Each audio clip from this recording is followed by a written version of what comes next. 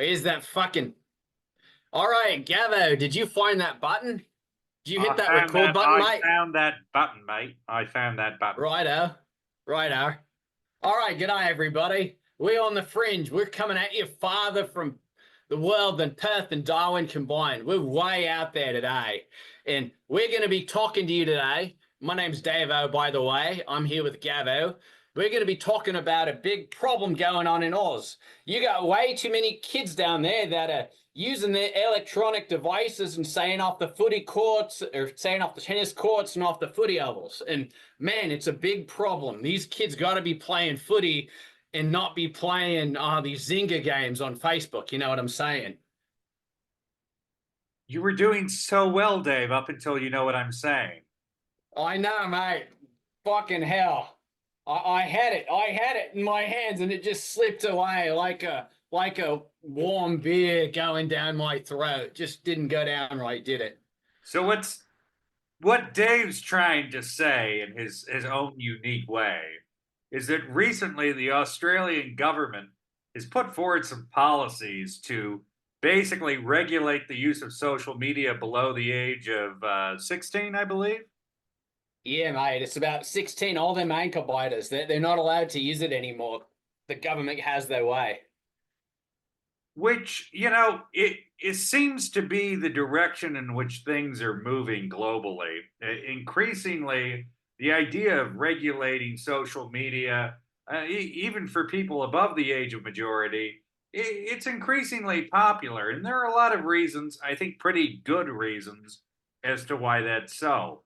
As someone with an educational background, I can't help but agree with the Australian policy, though I do wonder about the implementation.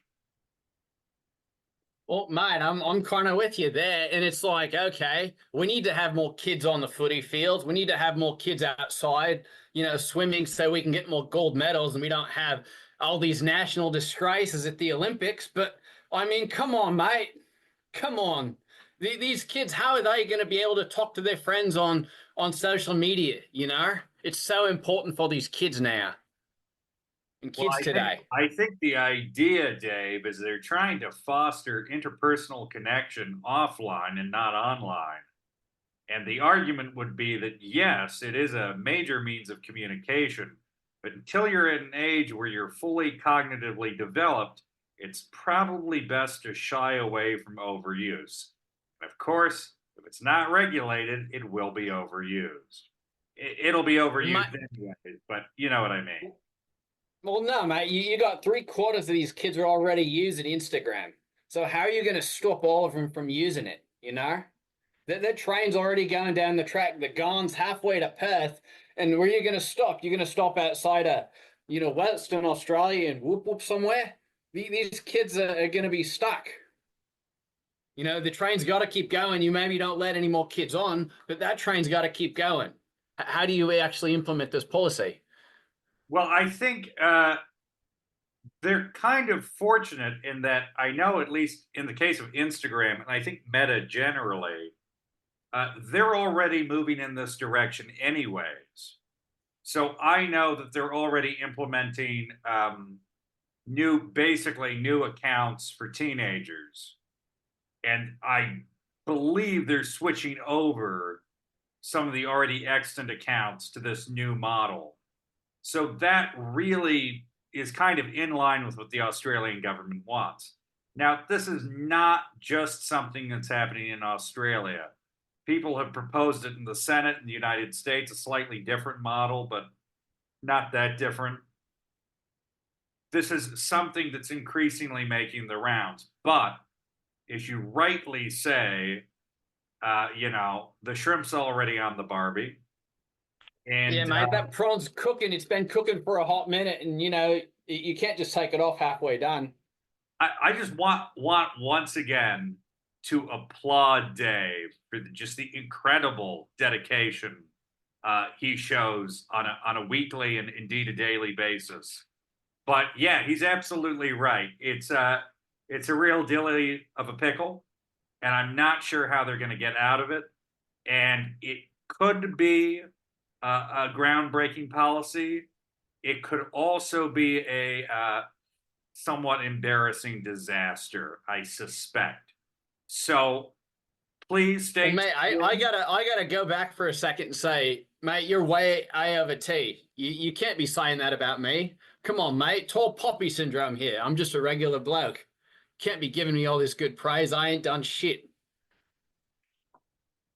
Dave also has some of the healthiest self-esteem I've ever seen in a man. Um, It's the healthiest, mate. It's like kids using Instagram 20 hours a day healthy. Maybe not quite that much. it's up there. It's definitely up there. Uh, anyways, I will briefly lapse into the vernacular with a hearty good day and Strewth. These kids, Strewth, mate. Strewth, mate.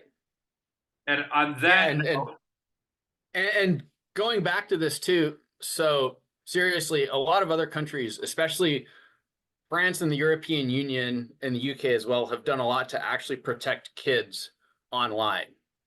And there are very strict age policies in place for a lot of European countries where if kids do want to have an account, they have to actually verify or they have to have some sort of parental permission to where the parents have to verify that the child is going to be using the account and the child is actually protected online from providing their data to people publicly.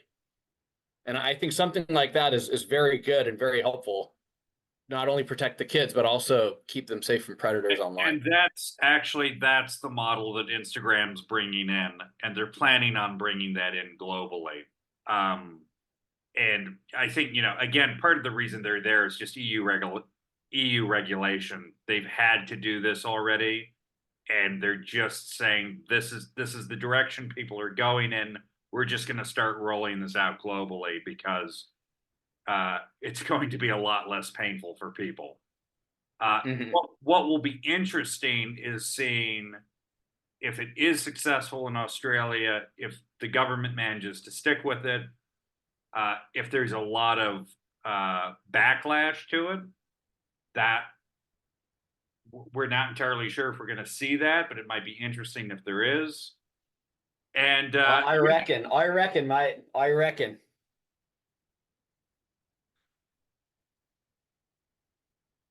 And I my gut is yes, there's probably going to be backlash, but compared to 10 or 15 years ago, probably not nearly as much. yeah, I would tend to agree with that. I think there's going to be unhappy people that will basically end up accepting it as a fairly small price to pay.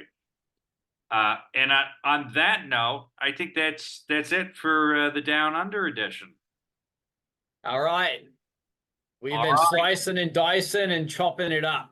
Oh my God, I can't believe we're slicing, we're dicing, we're chopping it up here on the Fringe, uh, Down Under edition. So yeah, see you, Dave. Later.